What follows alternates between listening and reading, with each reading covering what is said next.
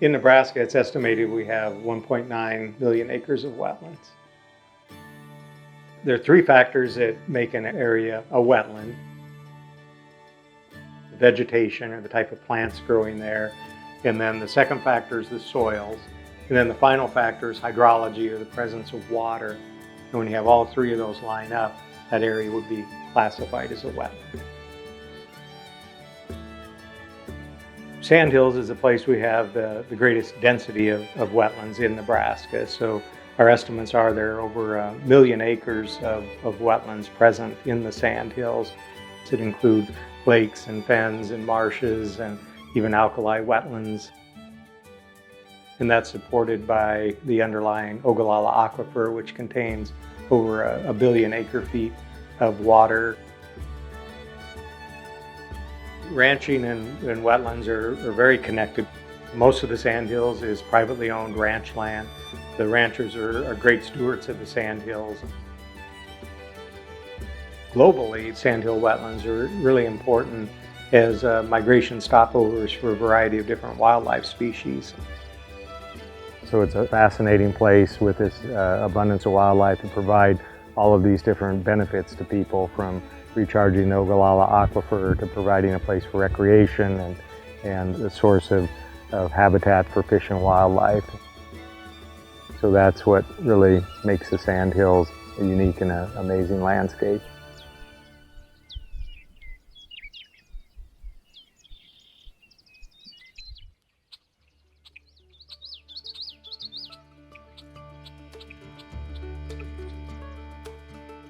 Has the most awesome sunrises and sunsets. I don't know how else to describe it. I'll be out on a lake and I'll hear leaf bitterns echoing off on the side, and this incredible sunrise at the same time. It just gives you goosebumps.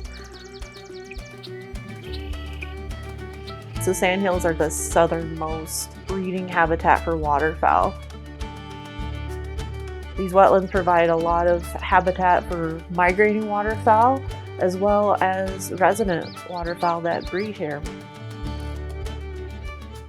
We have a lot of grassland that surrounds these lakes and wetlands, and it provides a lot of nesting habitat for mostly duck species, geese species, and then our trumpeter swans put nests on muskrat huts, which are quite abundant. So wetlands provide much habitat, especially for breeding birds.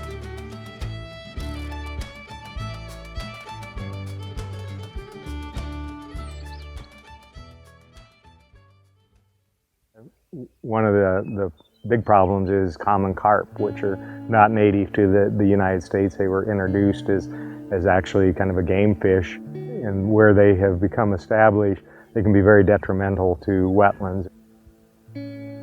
They disturb the bottom of the wetland, they consume some of those plants, but also they just rile up the water and make it go from a clear water state to a very turbid or muddy water. And what that does is it alters then the native plants and animals that rely on that wetland having fairly clear water. And when that happens, really the biological productivity of these lakes declines just drastically. My job is to assess those lakes that have carp in them and lakes that do not have carp in them, to determine how that affects water bird use, abundance, and diversity. We do what we call a vantage point survey. And so we have set points along a lakeside at elevated areas, and we scan the lakes and count all the water birds that we see on the lake from each point. Lakes without carp have significantly higher abundance of water birds and waterfowl, as well as diversity that use those lakes and wetlands. Nebraska Game and Parks, as well as the U.S. Fish and Wildlife Service, Ducks Unlimited, and the Sandhills Task Force are partnering to remove carp from several of the lakes here in the Nebraska Sandhills.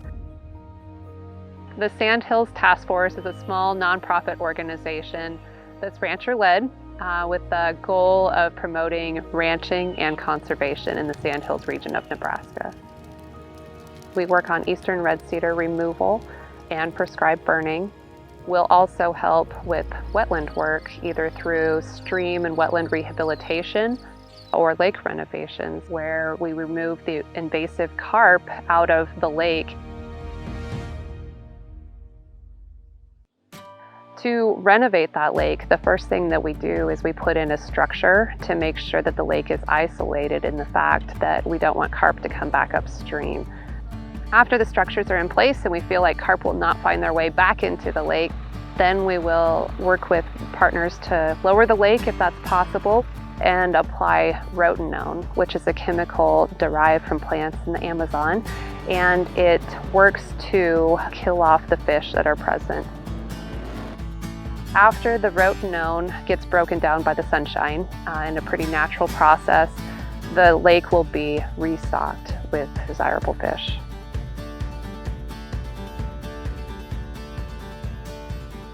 Ranchers are interested in lake renovations because they holistically care about their land and their resources. Conservation needs to be done in this area so that it's complementary to ranching. And thankfully, what's good for livestock in the area is generally good for wildlife habitat. Historically, we had huge herds of bison, also elk, deer, pronghorn that were native grazers on this landscape. The Sandhills requires grazers to sustain the vegetation, both in the uplands and in the wetlands. Some people just say, well, why don't you just let it go idle, you know, just take all the cattle off, and just allow it to be natural. Well, first off, that wouldn't be natural because these prairie and wetland systems evolved under grazing. We as a society thrive upon our healthy water resources, and the Sandhills is very abundant with healthy water resources. And so we need to do our best to keep from having these invasive populations take over, whether it's fish or plants. They threaten the native species that should be here.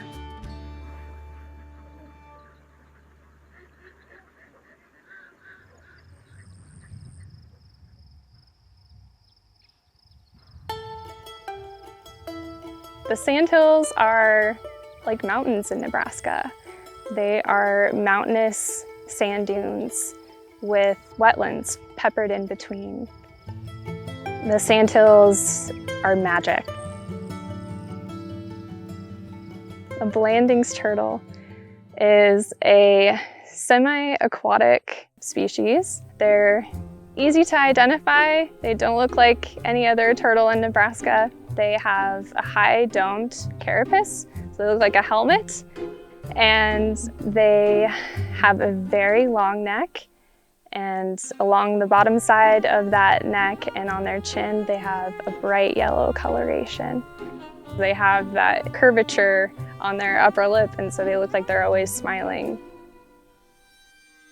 Blanding's turtles are important to the wetlands for a lot of reasons. I mean, I'm a little bit biased because I am a Blanding's turtle researcher.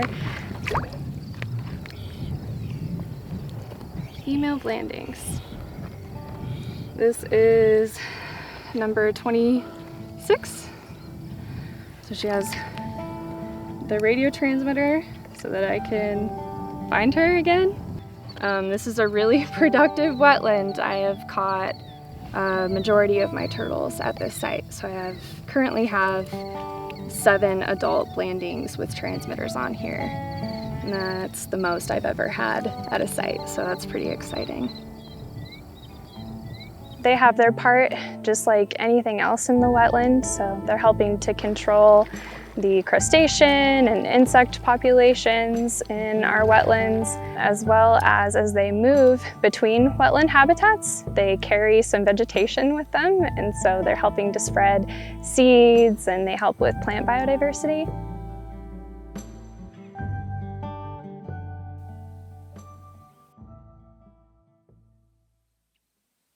The number one threat to Blanding's turtles are us. We alter and drain wetland habitats, and that is detrimental to the species. So like all turtles, Blandings turtles are experiencing declines throughout their distribution because of habitat destruction and alteration. Blandings turtles are considered imperiled or threatened in every location throughout their distribution except for Nebraska. The Sandhills provide a refuge for this species. There was a study done back in 2004 by Dr. Jeffrey Lang at Valentine National Wildlife Refuge, and that was the last in-depth study of Blandings turtles. But he estimated that there was about 130,000 Blandings turtles at the refuge alone. And so that would be the largest population of Blandings turtles in the world. These are just a record of our earlier project. We started in 2002. So I came back because I actually have a project going on in India. I haven't been able to go to India because of the whole COVID situation. And I thought, well, okay, I guess this is the time we go back to Valentine and see whether the turtles are still there. So it just happened to be approximately 2 decades or 20 years afterwards.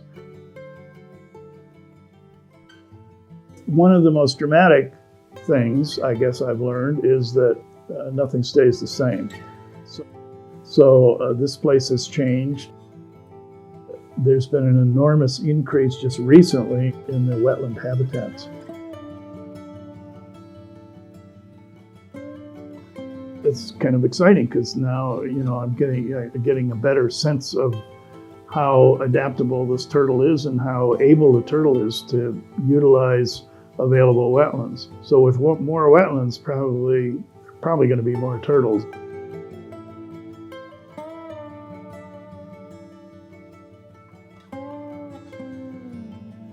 Turtle experts in the world would consider the Valentine Refuge a very special place because the importance of the refuge as a refuge for the Blandings turtle.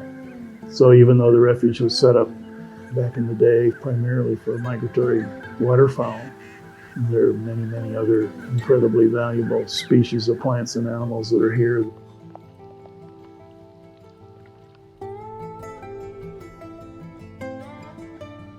So we have here in the Sandhills a really precious resource that we need to protect, and it's also something that we need to research and understand so that we can help inform conservation management strategies for populations in other places of its distribution. Doesn't look like anyone's home. The objective when I applied for my special use permit to come back to the refuge, and what was I going to do? I said, I hope we can catch some of the turtles we marked 20 years ago. Just guessing based on the data that we have so far, I think we're going to end up with a whole lot of younger turtles. A stair step here. Yeah. So see, this guy what was the weight on that one? 42, right? And most of these are less than 20 years old, which means they weren't around before. And so these are all new turtles. And we're marking them, I guess, because, I hope somebody will be able to follow up and find out what these turtles are doing maybe in another 5 years, 10 years, 20 years. They're a dream to work with, and I would love to continue working with them and be a Blandings turtle expert.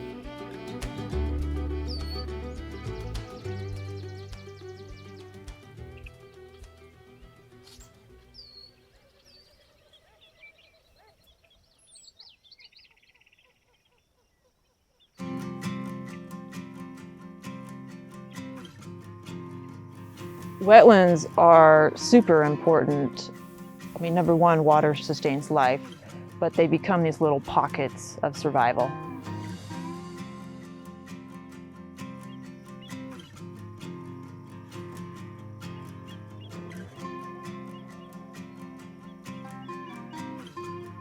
We took a couple of temporary time-lapse cameras that had been up on a lake for quite a few years, and we put those in a couple different spots on the ranch, places that we haven't looked at in this way before.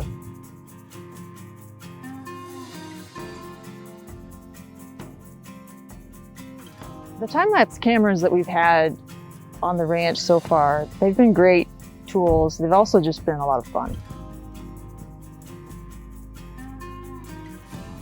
But this is just a different way that future generations can look back and see what happened and what the previous generations did.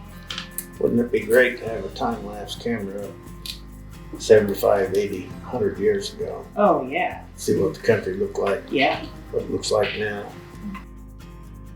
Yeah, my parents love the time-lapse. Especially my dad, I would say, really gets a kick out of seeing these pictures. He's always really respected that line of communication and storytelling. One of the reasons I really like them is because it lets the land tell its own story. It just stands as a testament to that change and how everything comes back around. So it shows dedication, and it shows that land stewardship, you're in it for the long haul. It's not an overnight thing. It's a multi-year process, and so I think having that testament there is really important.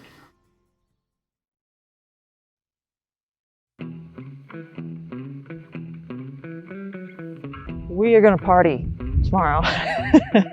Tomorrow's the 4th of July, and my family tries to take 3 holidays and really say no work, let's do something fun. And that's 4th of July, Christmas, and Easter. So this is it till Christmas, people. We're going to live it up.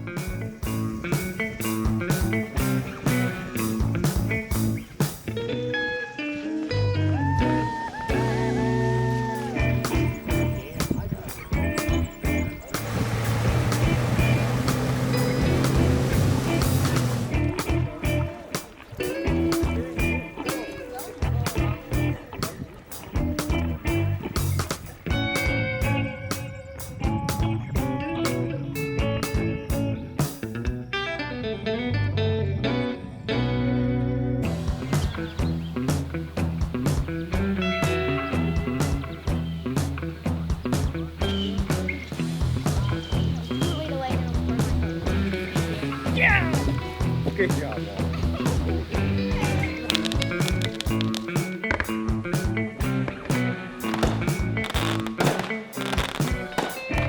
Water is, that's part of our DNA, and so it's something that we gravitate towards anyways. And those special places on the ranch, that's where water is. That's where we gather, that's where we congregate.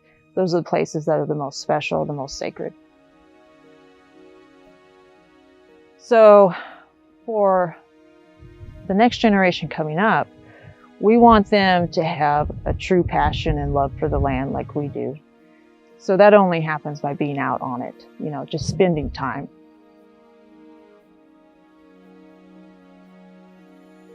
The ranchers, they're making their livelihood raising livestock.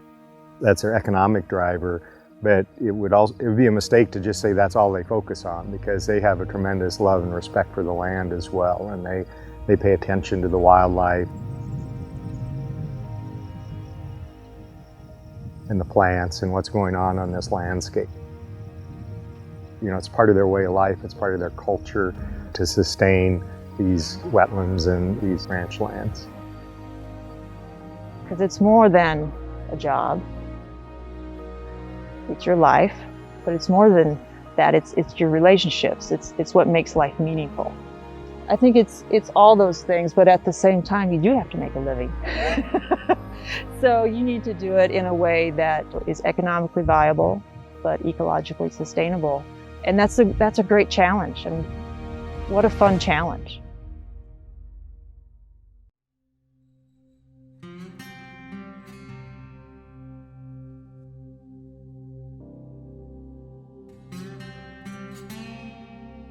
The alkaline lakes are in the far western region of Nebraska, and these lakes are characterized by really really unusual chemistry. And so they tend to have high pH values. So drinking water out of the tap is a pH of about 7, and these lakes can have a pH of 9 to 11. These lakes are generally what are called closed basins. Most of them don't have an inflow and an outflow. And so as a result, as those water levels go down, they evaporate and they concentrate a lot of the minerals in the water, which contributes to the salinity and the alkalinity in these waters. We've been working here in the Alkaline Lakes area as part of a collaborative project with teams of researchers from across the University of Nebraska and other partners. And so these teams of scientists are interested in organisms that have characteristics or traits that allow them to adapt to conditions that a lot of other life cannot survive in. So there are a few things that I think are really special about the collaborative team that we have here. And I think one of them is that by bringing this group of experts together, it's really highlighted how much discovery there is still to be made. And I think that's one of my favorite parts of being a scientist and working in natural systems is that we're never finished knowing. In the state, there's a plan known as the Natural Legacy Project that has identified biologically unique landscapes. And the alkaline lakes in particular are one of these biologically unique landscapes, and they have organisms and plant life that are not common in other parts of the state. These are just one of several kinds of unique landscapes that are really important to the overall diversity in Nebraska.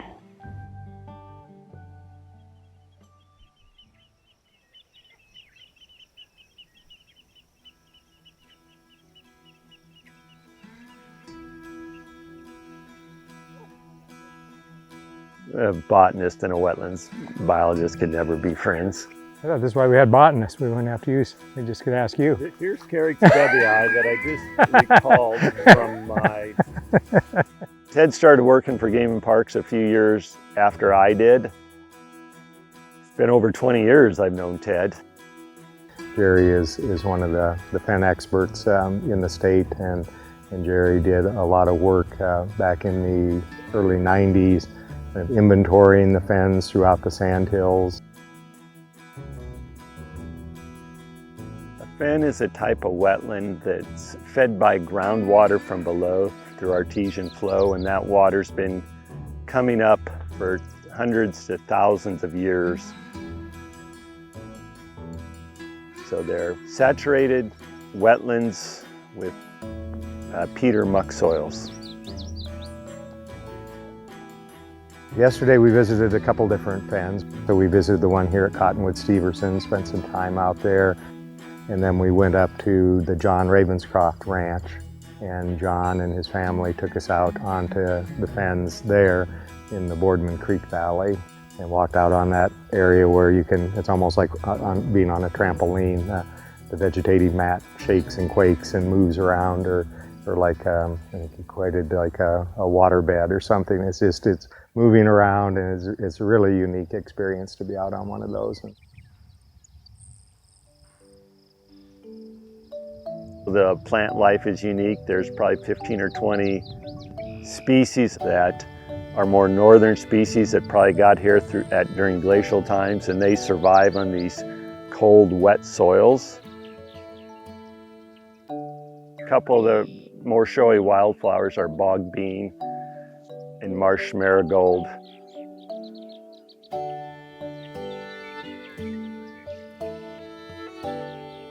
Slender cotton grass.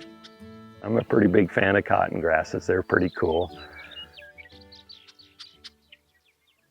The plant I worry most about, there's two plants, reed canary grass, which is super aggressive, that just keeps spreading and spreading in the sandhills, and narrow-leaf cattail, which has taken over so many sandhill marshes just in the last 2 decades.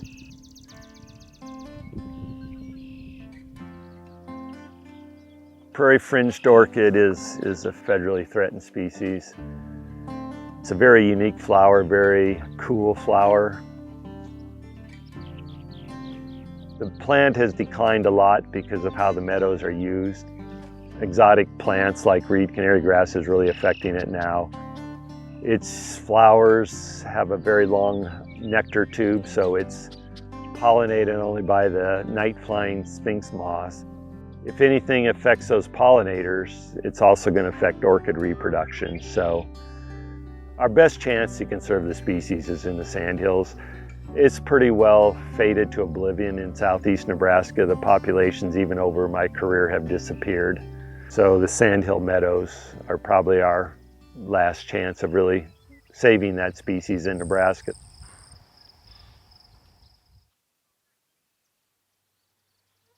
I think people should know about nature, you know, the planet they live on, and fins are just part of that.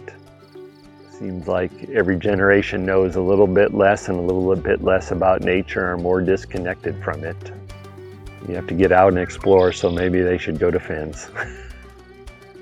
There's millions of other species in the world, and we never look at anything from the viewpoint of those other species. We always try to justify, well, how is something important for humans? And it kind of bothers me a lot of times. You know, can't we think about other species, giving them a place to live? You know, we kind of control the earth. So I always say, well, they're important because a lot of species live there and they need it.